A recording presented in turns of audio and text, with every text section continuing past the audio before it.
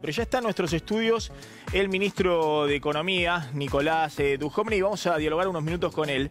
Me parece que... gracias por venir, ministro. Gracias por invitarme. Me parece que hay muchos interrogantes respecto a qué está pasando con la economía, ¿no? Ahí veíamos, incluso en la salada, digamos, ¿no? En la economía informal, donde van a comprar la gente que llega con lo justo a fin de mes, que siguen sintiendo que antes estaban mejor.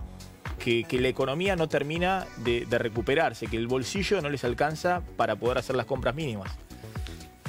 Bueno, venimos de muchísimos años en donde la Argentina sacrificó, digamos, sus reservas, su infraestructura, sus posibilidades de crecimiento futuras en el altar del consumo, ¿no? Especialmente en el segundo mandato de la presidenta Kirchner, la Argentina tuvo políticas macroeconómicas claramente insostenibles, en las cuales el consumo crecía junto con una fuertísima caída de las exportaciones y de la inversión. Fíjate que en el año 2011 la Argentina exportaba 83.000 millones de dólares y la Argentina que recibe el presidente Macri cuando asume es una Argentina que exporta 55.000 millones de dólares producto del cepo. Entonces, es cierto, transitoriamente el gobierno precedente durante algunos años, congelando las tarifas y quemando toda la infraestructura energética, de puertos, de rutas, los trenes, digamos, destruyendo la infraestructura porque los precios que teníamos no generaban inversión, no generaban una reposición del capital invertido. Usando las reservas, emitiendo descontroladamente, pudo generar transitoriamente una sensación de bienestar a través del consumo, pero que no podía ser sostenida en el tiempo si no se saneaba la economía. En el año 2016 el gobierno tuvo que tomar medidas que tuvieron costo de corto plazo, pero que son medidas que nosotros consideramos que había que tomar para evitar una crisis muy grande, una de esas crisis que tiene la Argentina cada 10 años y que generan una nueva oleada de pobres, de 10-15% de pobres, como tuvimos en las crisis anteriores, que después es muy difícil reinsertar. A ver, hoy dijo Macri, íbamos a Venezuela, miren lo que está pasando en Santa Cruz, hacia eso íbamos si no tomábamos estas medidas económicas. Bueno, lo que sucede es que esa crisis no sucedió y la gente siente que el bolsillo no le alcanza. Maxi, es muy difícil que a un gobierno se lo juzgue por el contrafáctico, por lo que hubiera ocurrido si no se tomaban las medidas que se tomaron. Yo lo que te puedo asegurar es que sin las medidas que implementó este gobierno de normalización del esquema cambiario, de arreglo con los holdouts, de comenzar a actualizar los precios de los servicios públicos, bueno, el consumo no hubiera caído lo que cayó el año pasado, hubiera caído 15%, hubiera caído 10-15%, como ocurre en Venezuela, donde tenemos una inflación del 800%, 85% de pobres y una economía que en los últimos 10 años pasó a parecerse una economía como la de la región, algo más parecido a lo que ocurre en Haití. Entonces, a eso íbamos y por supuesto que el proceso que estamos llevando adelante es el proceso que nosotros pensamos que va a generar más prosperidad, que va a permitir bajar la tasa de pobreza de la Argentina, que está estacionada en el 30% hace muchísimos años, que va a permitir que tengamos muchos más empleos de calidad. Los empleos de calidad en la Argentina, en el sector privado, en relación de dependencia, entre 2011 y 2015 no se movieron de 6.200.000 y nosotros queremos 1,5 millones más de puestos de trabajo de calidad. Entonces, yo te diría que va a ser un proceso gradual, pero si las exportaciones y la inversión crecen, el consumo va a crecer sobre bases sostenibles y eso es lo que estamos empezando ya a ver en 2017. ¿Cuándo empieza a verse eso, no? Porque todas las encuestas muestran una coincidencia, todos dicen estamos mal, ¿no? Pero el año pasado había una expectativa grande de que a un año vista la cosa iba a ser mejor. A medida que eso no aparece, que no aparece la reactivación, que la inflación sigue en niveles elevados, esas expectativas empiezan a desinflarse. Ahora está más pareja entre los que dicen, bueno, no sé si en un año vamos a estar mejor o en los próximos meses vamos a estar mejor. Han caído esas expectativas. El dato de inflación de abril fue 2,6%. La leche, abril del año pasado, abril de este año, la leche aumentó 40%. Y en general los lácteos, ¿no? Según el INDEC, el dato oficial. Bueno, déjame disputarte la idea de que no ha cambiado nada entre el año pasado y este. En el primer semestre del año pasado, nosotros somos conscientes de que pasamos por una situación difícil. Se perdieron cerca de 110.000 puestos de trabajo y hubo una caída importante de los salarios reales. Ahora, a partir del mes de julio se estabilizó el empleo y a partir de ahí el empleo ha empezado a crecer sostenidamente y los salarios reales han empezado a recuperarse de la mano de la caída en la tasa de inflación. Es cierto que en abril tuvimos un dato malo de inflación, 2,6% la inflación del INDEC. Por suerte, hablamos de la inflación del INDEC, ya nadie discute los números y el INDEC da números de inflación más altos que el sector nadie privado. Discute, que es un dato. Bueno, nadie lo discute, real. pero digamos, hace 2 años no teníamos estadísticas, ¿no? Sí. Ahora, el proceso de baja en la inflación no es un proceso lineal. Es un proceso que, digamos, tiene algunos meses mejores, otros meses que son peores, pero estamos convencidos de que lo que está haciendo el Banco Central junto con el gobierno es lo adecuado y lo necesario para converger a tasas de inflación mucho más bajas y estamos convencidos que dentro de algunos meses sí vamos a tener tasas de inflación más parecidas al 1% mensual. A ver, la meta del 17% de inflación que puso el Banco Central, todos los consultores económicos dicen hoy es imposible de cumplir. Digamos, todos están hablando de 21%, 22%, arriba de 20%. Digamos, insistir con esa idea no de alguna manera genera pérdida de credibilidad por un lado y por otro lado también está la discusión de que mantienen altas las tasas de interés y eso demora la recuperación y la salida del nivel de actividad. Mirá de lo que estamos hablando, Maxi. Vos me estás diciendo que hay una meta del 17% y que los analistas esperan 20%. 20% es una tasa de inflación que es muy parecido a la mitad de la inflación que tuvimos el año anterior y esperemos que en el año 2018 tengamos la mitad de la inflación que tenemos este año. Entonces, lo que es importante, más allá de un punto más o un punto menos en el año, es el proceso en el que estamos. Y esos mismos analistas que piensan que el Banco Central va a tener 20% de tasa de inflación en el año en vez de 17%, digamos, también piensan que la inflación del año 2018 va a ser sustantivamente más baja que la del 2017. Entonces, ese proceso de baja de la inflación, por más que pueda haber un desvío, que todavía no sabemos si lo va a haber, digamos, te está marcando que hay una credibilidad muy grande en lo que está haciendo el Banco Central. Hay un problema ahí con el dólar barato que se expresa en que parte de la sociedad hoy le resulta mucho más barato comprar en Chile o en Miami que comprar en los negocios, en los shopping locales o en la avenida Santa Fe, ¿no? Parte de la sociedad, digo, 3 millones de personas que tienen capacidad de ahorro, que son los que además todos los meses siguen atesorando dólares, compran dólares porque consideran que no confían en el peso y además viajan al exterior y dicen, bueno, la ropa me sale más barato, la comida sale más barato, está más barato el litro de leche en Londres o en Miami que en Buenos Aires. Mira, Maxi, nosotros recibimos una economía que tiene problemas por todos lados, ¿no? Es una gran manta corta, donde uno tira un poquito de un lado, ¿no? Y tiene que descubrir una parte. En lo fiscal nos pasa lo mismo, digamos, tenemos una gran demanda de la sociedad para que bajemos los impuestos y a la vez una demanda muy importante para que bajemos el déficit, ¿no? Si bajamos los impuestos, no bajamos el déficit y tenemos que hacer las dos cosas.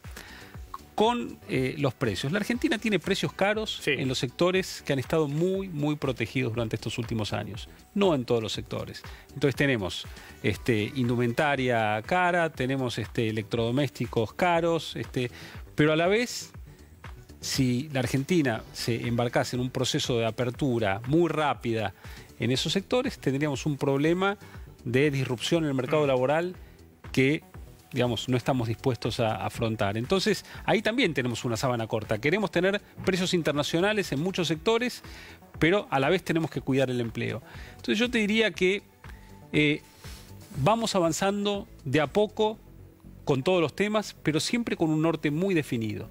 Queremos una convergencia de los precios locales a los precios internacionales. ¿Por qué la gente sigue comprando dólares? Porque hay 1.500, hasta el año pasado eran 1.000 millones de dólares por mes, digamos, pero ¿por qué el argentino, clase media, ¿no? La que tiene capacidad de ahorro, el resto no llega o llega con lo justo a fin de mes. Son los mismos 3 millones de personas que compraban, no lo creían en el kirchnerismo y compraban dólares, y sigue pasando ahora. Compran dólares, atesoran dólares, ahora, Maxi, porque consideran que es lo que está barato. Yo te diría dos cosas. Por un lado, hay mucha gente que compra dólares y hay otra tanta que vende.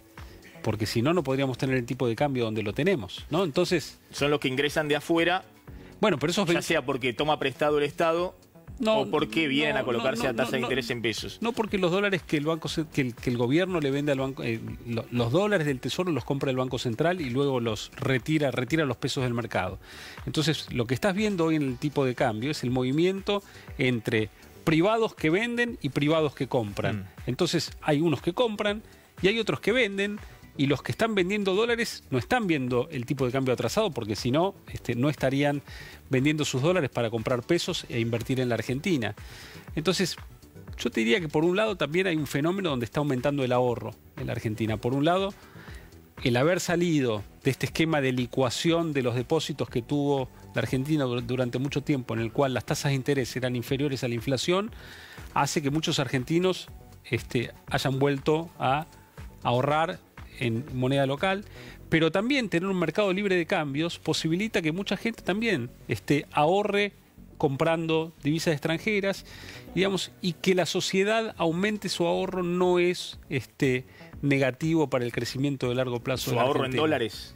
Bueno, que ahorren o en pesos o en dólares, pero que el ahorro aumente no es un proceso que tenemos que mirar con desconfianza.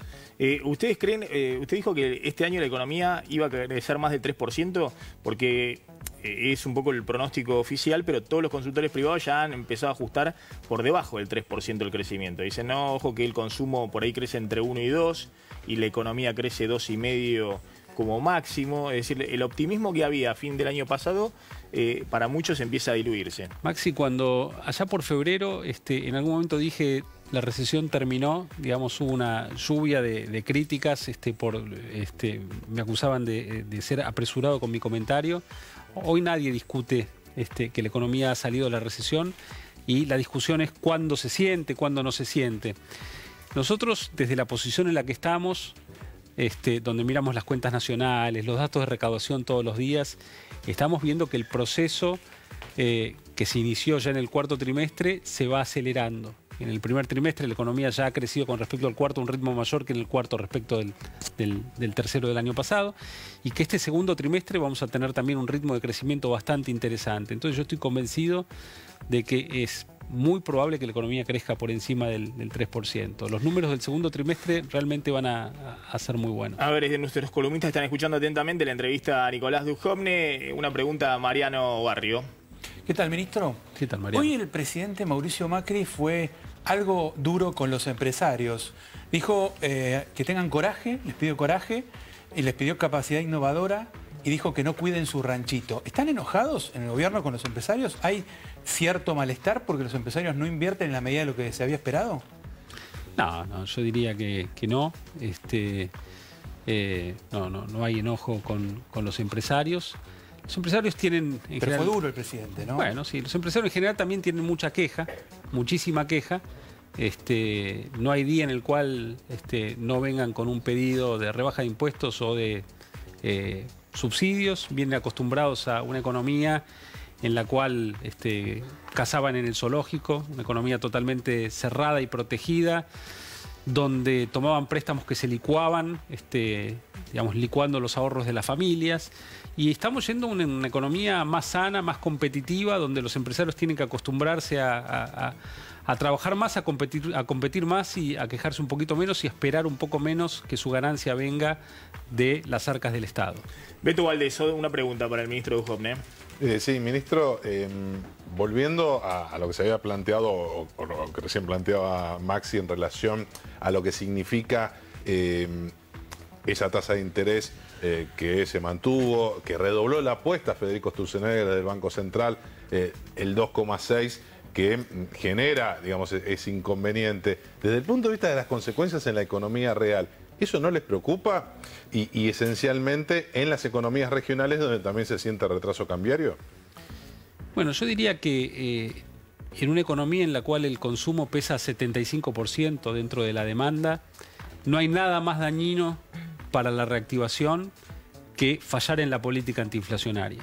Entonces, lo que hace el Banco Central, digamos, tomando medidas para reaccionar ante algo que percibe como un desvío respecto de sus objetivos inflacionarios, es lo que tiene que hacer para defender el poder de compra y la capacidad de la Argentina de seguir creciendo.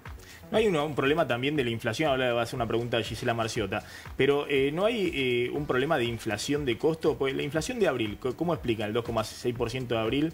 Si también la inflación de alimentos fue elevada, arriba del 2%, cuando vos estás aumentando la luz, después el gas, el agua y demás servicios públicos, ¿no hay una ronda de remarcaciones de costos que todavía sigue presente en la economía? Pues el comerciante ve que le llega la factura de gas más elevada y si puede traslada precios. Es un fenómeno multicausal la inflación, pero vos fijate, durante el gobierno precedente, donde no se ajustaban las tarifas, la inflación era 30%. Entonces tampoco podemos echarle la culpa de la inflación a la normalización de precios de los servicios públicos que están colaborando a que el déficit fiscal sea más bajo y que podamos eliminar el financiamiento monetario desde el Banco Central al Tesoro. Entonces yo te diría que hay que mirar la integralidad del problema. En el mes de abril tuvimos algunos factores puntuales. Por ejemplo, uno de ellos es la suba del precio de la indumentaria, donde repitió la suba de marzo. Típicamente la indumentaria sube en marzo por el cambio de estación. Este año también subió en abril porque con la vuelta del programa Ahora 2 y con las cuotas se vendió mucho más indumentaria en el mes de abril de lo que suele vender. Ustedes dicen ahí hay una reactivación. Después vamos a ver el informe de la salada. Partime pantalla para que se vea un poquito del adelanto del informe de la salada. Ahí en la salada dicen, y la crisis nos está pegando también ahí, digamos, y ahí compran ropa más barata, alguna sin mucho papel y demás, los sectores populares, ¿no? Ustedes dicen que hay algún tipo de, bueno, en cierto segmento, reactivación de venta. En el mes de abril, la vuelta de los programas de cuotas ha generado un aumento de las ventas en textil, que lo vemos, son datos. Gisela Marciota. Sí, ¿qué tal? Buenas noches, ministro. Buenas noches. Justamente sobre lo que estaban hablando, y usted mencionaba que en el otro gobierno había una inflación muy alta, que es cierto, que no estaba reflejada en el INDEC, pero que sí se reflejaba a la hora de las paritarias, entonces se recuperaba de alguna manera el poder adquisitivo, porque siempre se cerraban paritarias por encima de lo que decía el INDEC, claramente, y se cerraban de acuerdo a la inflación real. ¿Tienen una estrategia? ¿Están pensando en algo como para recuperar el poder adquisitivo que se perdió ya el año pasado, lo que se viene perdiendo este año y que no se está convocando a paritarias, por ejemplo, como para ser parte de esta reactivación? No, las paritarias son absolutamente libres y entonces surgen los acuerdos de negociaciones libres entre el sector empresario y el sector de los trabajadores. Vamos, ahí ha habido tres tipos de paritarias. Una, las del sector público, ¿no? Donde el sector público pone en juego también motivos fiscales cuando negocia. ¿Cuánta plata tengo? Y ahí ustedes se han plantado alrededor del 20%. Bueno, sin duda. Las privadas están cerrando alrededor del 25% algunas. Algunas sí, otras no tanto. No. Depende de los sectores. Donde hubo confusión, tal vez a principio de año, sobre qué pensaba el gobierno de la paritaria es cuando se negoció con los bancarios, porque ahí se mezclaba el sector público con el sector privado. Estábamos negociando juntos el sector público, que tiene al Banco Central, el Banco Provincia, el Ciudad y el Nación, junto con los bancos del sector privado. Pero yo te diría que la paritaria privada es absolutamente libre y tiene el mismo mecanismo de negociación que tenía durante el gobierno anterior. Entonces, ahí el resultado depende de cómo están los sectores, cómo está el empleo. Ministro, ¿hay la posibilidad de un ajuste después de las elecciones de octubre? Porque creo que Mariano Barrio también ha escrito en La Nación, e incluso aquellos economistas que están más cercanos al gobierno dicen, bueno, el gobierno después de octubre, si llega con esta economía en estas condiciones, con este dólar, en estas condiciones, con este déficit fiscal y demás, después de las elecciones, si gana, se manda un ajuste. Ajusta el tipo de cambio, empieza a recortar más fuerte. Nosotros tenemos un programa económico que está sobre la mesa. Digamos, que es Banco Central, metas de inflación que ya están anunciadas, tipo de cambio flotante, un Banco Central independiente.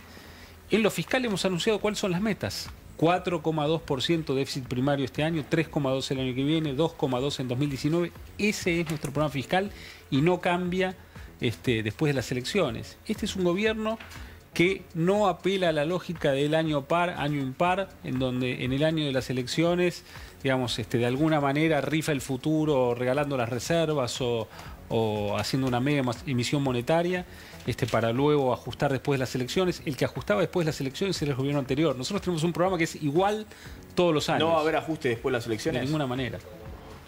Ministro, gracias por haber venido. No, fue un placer. Muchas gracias por invitarme. Gracias por haber venido.